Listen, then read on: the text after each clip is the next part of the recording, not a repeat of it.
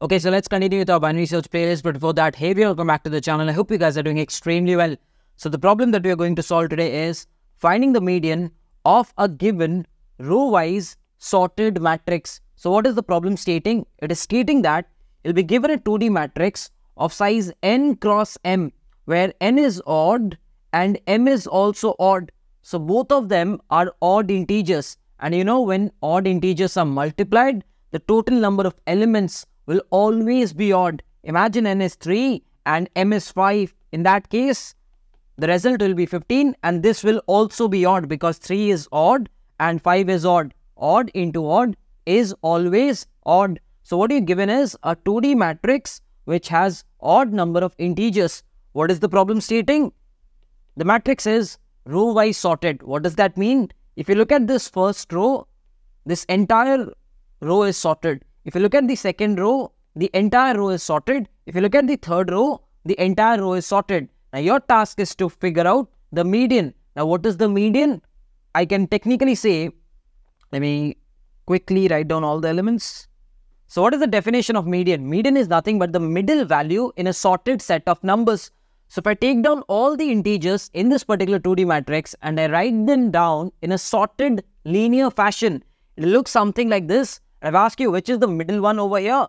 The middle value is 9. Why? Because on the left of it, it has exactly 7 elements, and on the right of it, it also has exactly 7 elements. So on the left and the right, it has equal number of elements. Thereby, this one can be called as the middle value in a sorted set of numbers. Hence, this will be my median, and this is what the problem is asking you to return. So this problem comes up in an interview. You'll be starting off with the brute force solution. So what is the extreme naive solution that you can think of? What I can think of is, I'll be going through each and every element in the 2D matrix.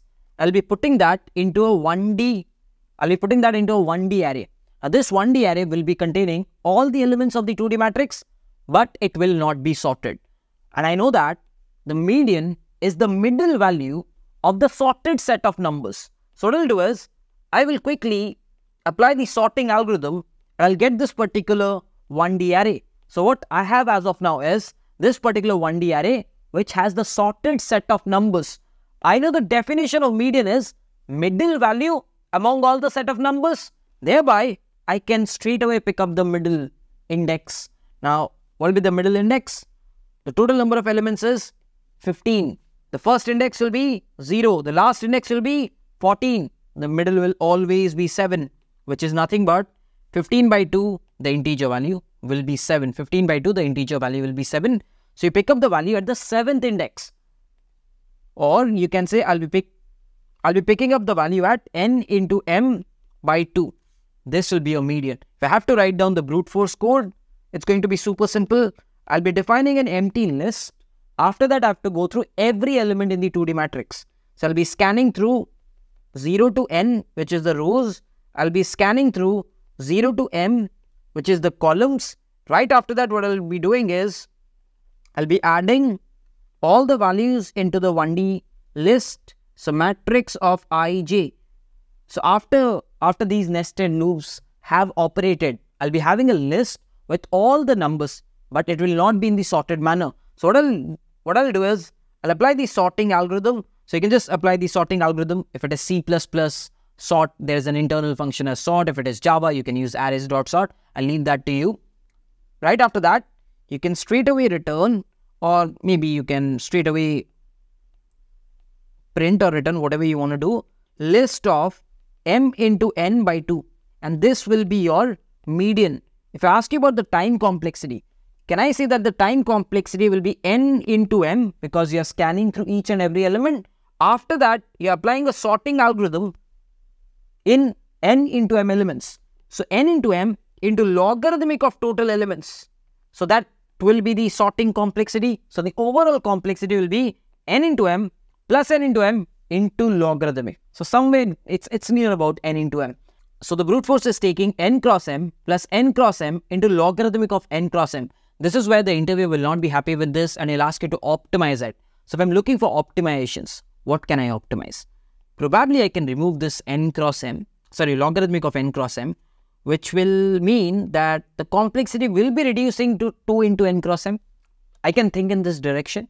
But is that a significant improvement? I don't see any significant improvement. So maybe just removing logarithmic might not be what the interviewer is expecting. So I start thinking in other directions. What is the other direction? Going below n cross m, because I'm somewhere near n cross m. I have to go below n cross m. What does that mean? The 2D matrix has n cross m total number of elements. If I'm going below it, which means I'll have to skip some elements. I cannot definitely go through every element. That is for sure. If I'm going underneath, I have to skip, delete some portion, right?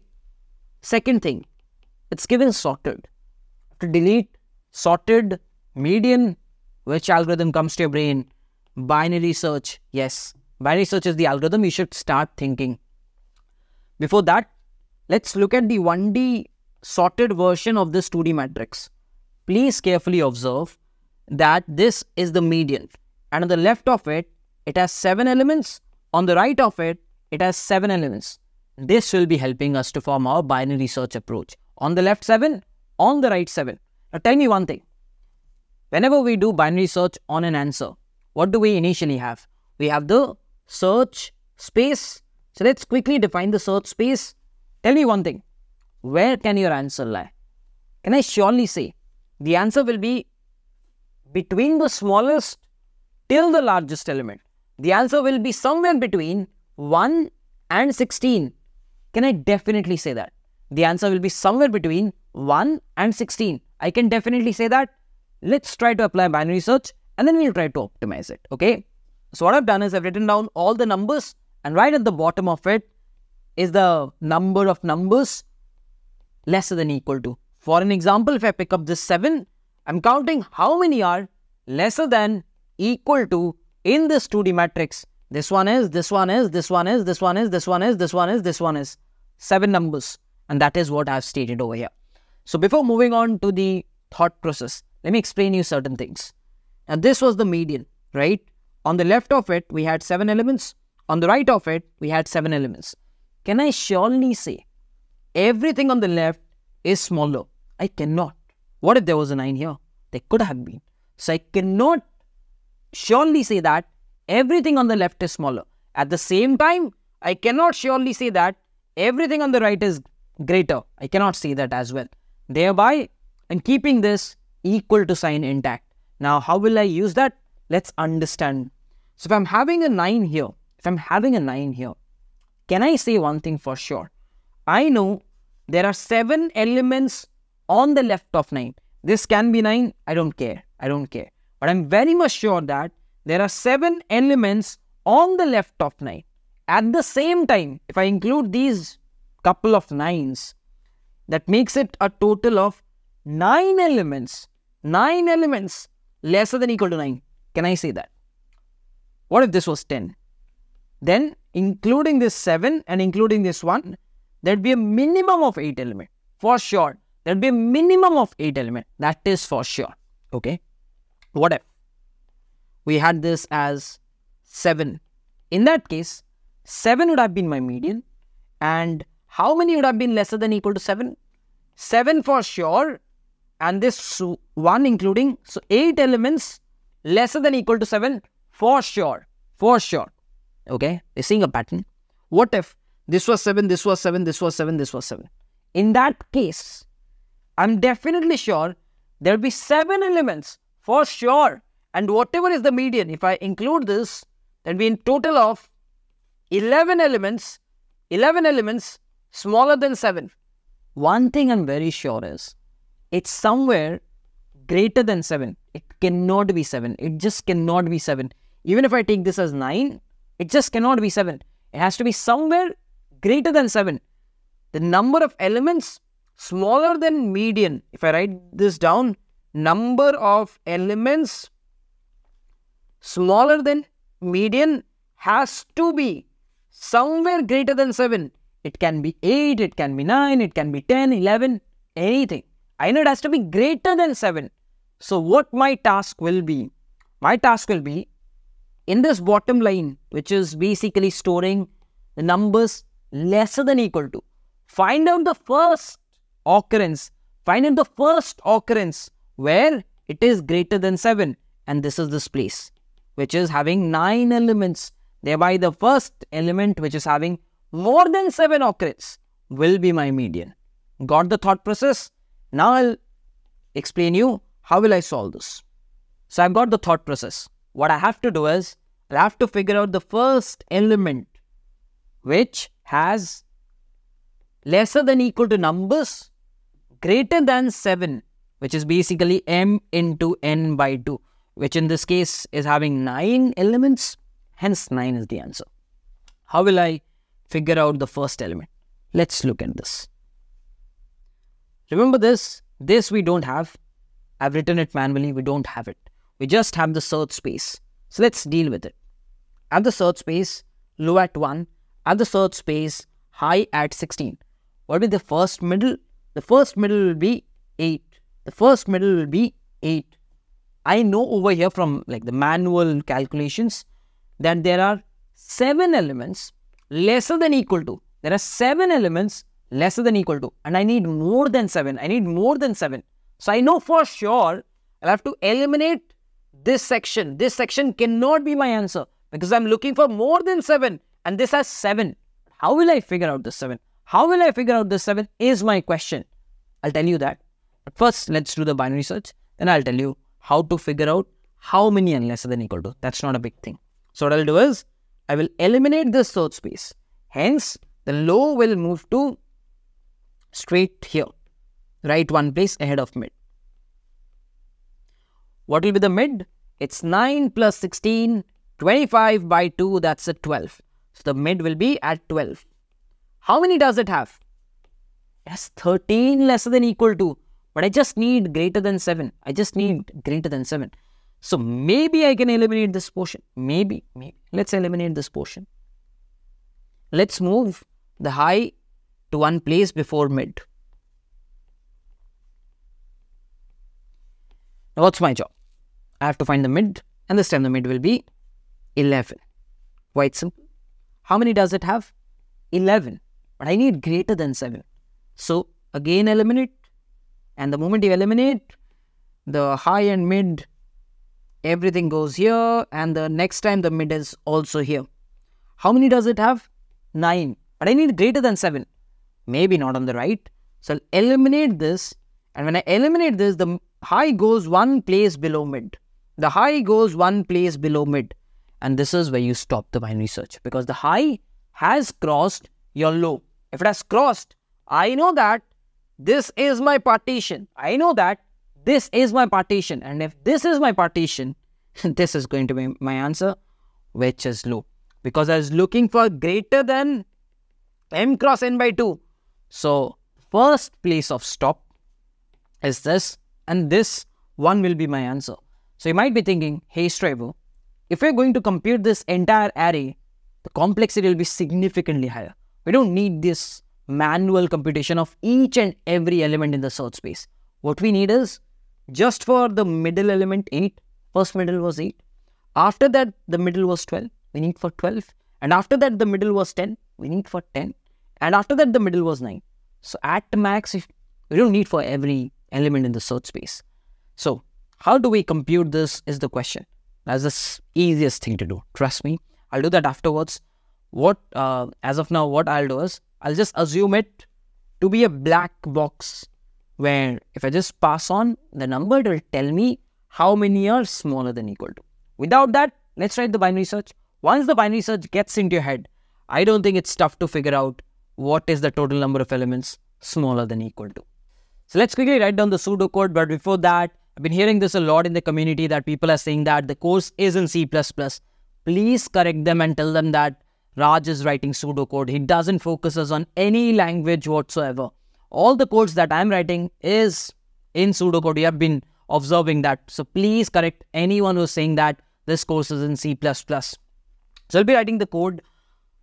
So let's write down the function which will be taking a matrix, the size of the number of rows and the number of columns. What's the first thing? I need the low, I need the high. So can I say the low will be nothing but the smallest? Don't need to go through, you don't have to go through the entire matrix.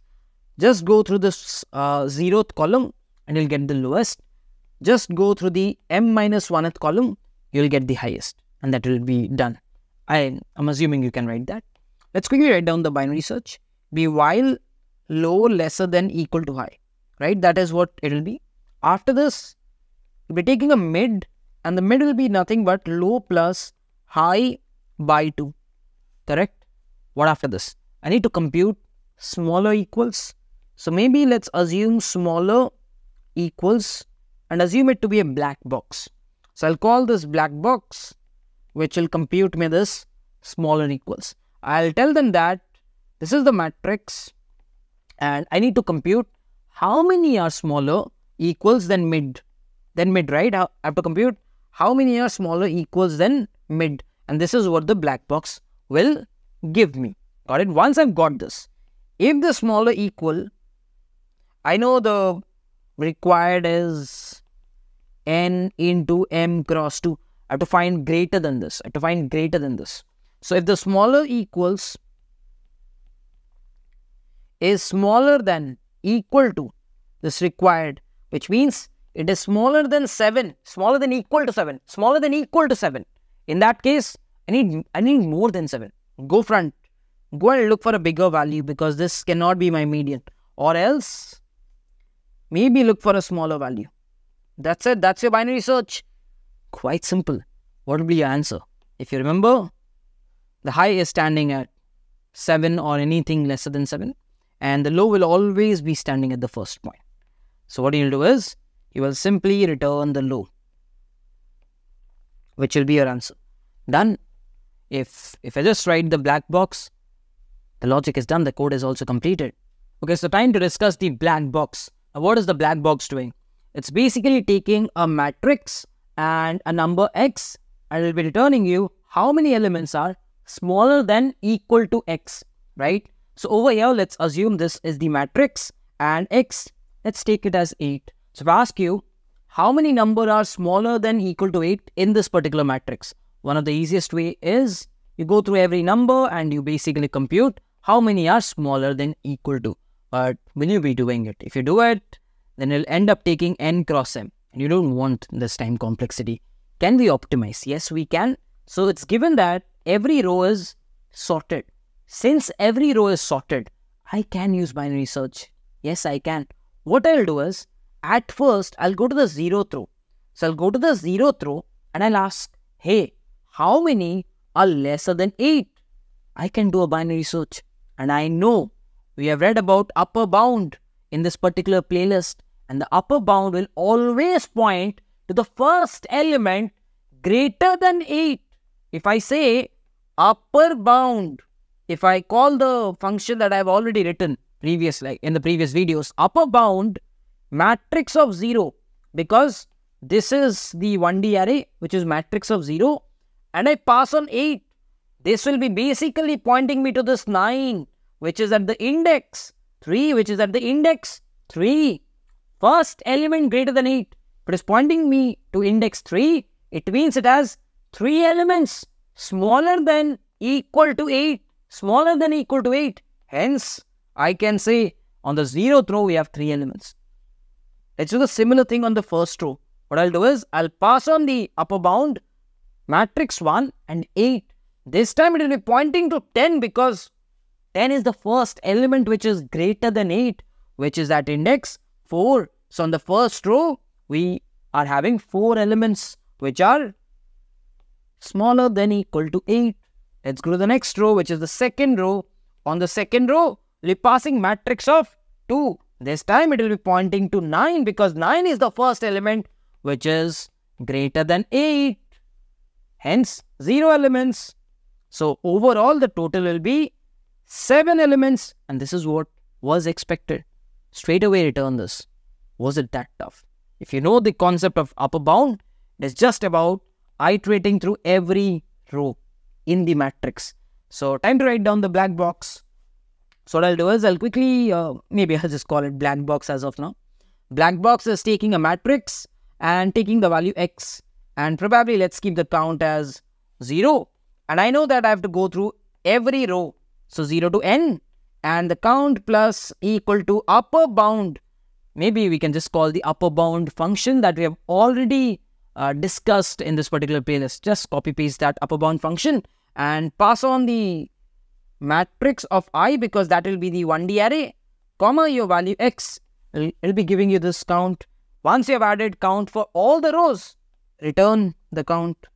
So what you have done is, you have technically written down a black box that tells you how many are smaller than equal to x in the entire matrix. And what is the time complexity of this?